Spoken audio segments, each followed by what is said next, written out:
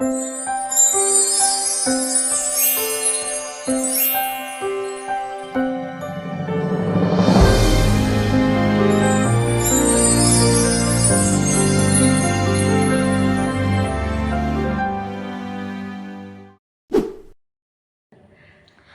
teman-teman, kami mahasiswa semester 6 Prodi Pendidikan Guru Sekolah Dasar Universitas Nahdlatul Ulama Blitar.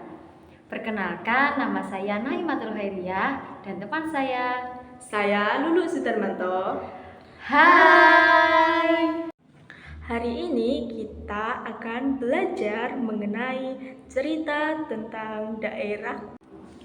Tujuan pembelajaran pada hari ini yaitu ada 3 ya teman-teman. Yang pertama, teman-teman dapat membandingkan kondisi daerah tempat tinggal kalian.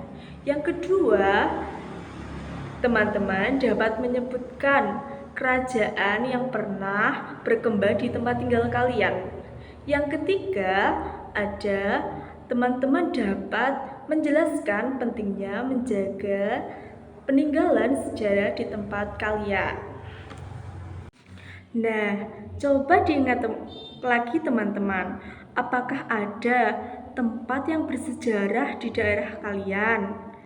Seperti candi, atau arca, atau lukisan kaligrafi. Oke teman-teman, coba dari sini kalian sudah menemukan apa belum?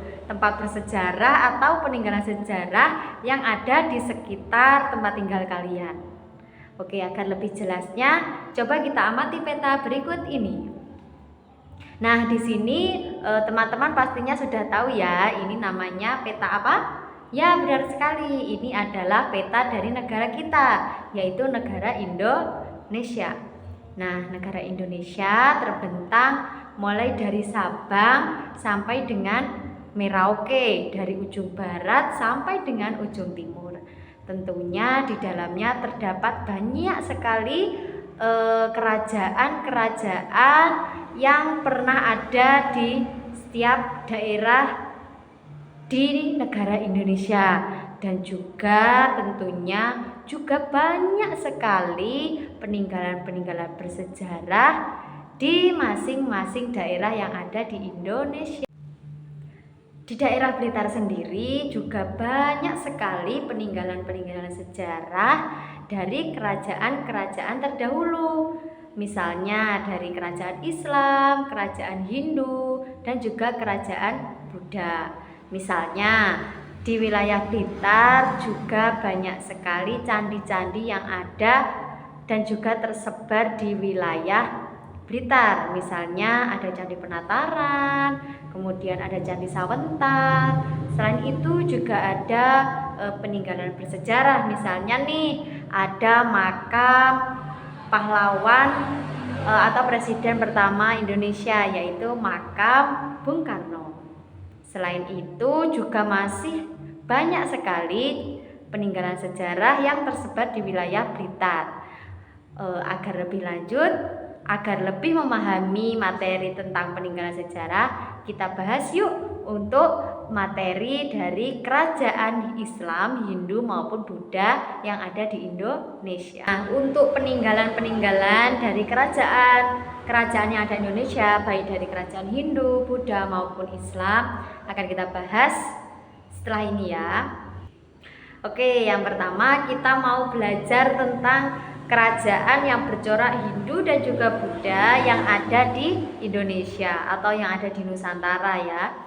Nah, singkat saja, ini kerajaan yang bercorak Hindu Buddha itu dari berbagai peninggalan yang ada diketahui bahwa Hindu Buddha masuk ke Indonesia karena dibawa oleh para pendeta Brahmana dan pedagang dari India. Nah, setelah itu baru bermunculan kerajaan-kerajaan Islam di Indonesia. Jadi pada awalnya di Indonesia itu terdapat kerajaan yang bercorak Hindu dan juga Buddha.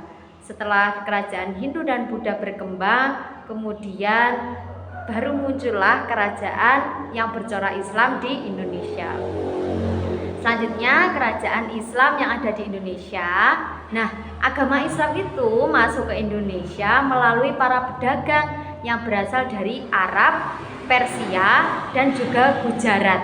Nah, pada waktu itu kerajaan Majapahit dan kerajaan Sriwijaya sudah mulai melemah karena kerajaan-kerajaan yang berada di bawah kekuasaan mereka mulai melepaskan diri dan raja-rajanya memeluk agama Islam.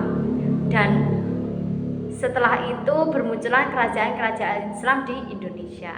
Jadi dikarenakan melemahnya kerajaan Hindu dan juga Buddha, dikarenakan para raja-rajanya beralih agama atau memeluk agama Islam, sehingga mulai melemahlah agama atau kerajaan yang bercorak Hindu dan juga Buddha. Oleh karena itu berdirilah kerajaan yang bercorak Islam yang berada di Indonesia. Selanjutnya kita akan belajar mengenai peninggalan-peninggalan bersejarah dari kerajaan-kerajaan yang ada di Indonesia, mulai dari kerajaan Hindu, kerajaan Buddha, dan juga kerajaan yang bercorak Islam.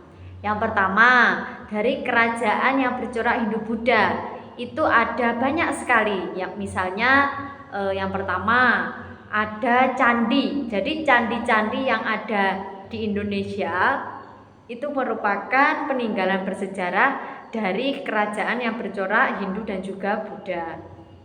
Kemudian yang kedua yaitu arca. Apa sih arca itu? Nah, arca itu merupakan patung yang terbuat dari batu yang dipahat menyerupai seorang manusia atau binatang. Jadi kalau di candi itu terdapat patung yang terbuat dari batu yang menyerupai manusia atau binatang, itu dinamakan dengan arca.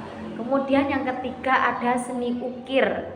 Nah, pasti kalian pernah ya pergi ke candi. Nah, di candi itu terdapat seni ukir yang berada di dinding-dinding candi, di dinding-dinding dari tembok candi. Nah, itu yang dinamakan dengan seni ukir dari hasil kerajaan yang bercorak Hindu dan juga Buddha. Kemudian yang selanjutnya ada karya sastra. Karya sastra merupakan dari kitab-kitab yang pernah dikarang oleh empu yang pada waktu kerajaan itu, seperti yang dikarang oleh Empu Tatular, seperti kitab Sutasoma dan lain sebagainya. Kemudian bahasa dan juga tulisan. Nah, peninggalan dari masa kerajaan Hindu dan juga Buddha itu menggunakan bahasa Sanskerta dengan tulisan huruf Pallawa seperti yang tertulis pada prasasti yang ada. Nah, itu tadi merupakan contoh peninggalan dari kerajaan yang bercorak Hindu dan juga Buddha. Nah, untuk peninggalan bersejarah dari kerajaan yang bercorak Islam itu ada seperti kaligrafi. Jadi tulisan kaligrafi itu adalah tulisan Arab yang dibentuk atau yang dibuat dengan sangat indah. Nah, itu merupakan peninggalan dari kerajaan yang bercorak Islam. Yang kedua ada masjid. Masjid apa itu? Masjid Menara Kudus. Nah, di mana ini letaknya ya? Ada yang tahu? Oke, letaknya Masjid Menara Kudus itu ada di Kudus, Jawa Tengah sana.